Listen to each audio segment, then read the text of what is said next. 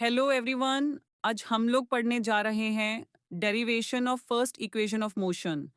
जैसा कि हम लोग जानते हैं, acceleration equals change in velocity by time, और change in velocity equals final velocity minus initial velocity, जहां फाइनल वेलोसिटी को v से रिप्रेजेंट करते हैं और इनिशियल वेलोसिटी को u से रिप्रेजेंट करते, टाइम को t से रिप्रेजेंट करते हैं। ओवरऑल सारे वैल्यू को पुट करेंगे तो acceleration equals v minus u divided by T.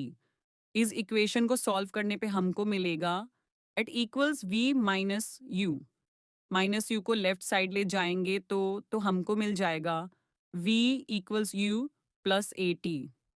और यही होता है first equation of motion. Now, the first equation of motion is known as the velocity-time relation. The equation directly shows how an object's velocity changes over a specific time period, given a constant acceleration. Thanks for watching.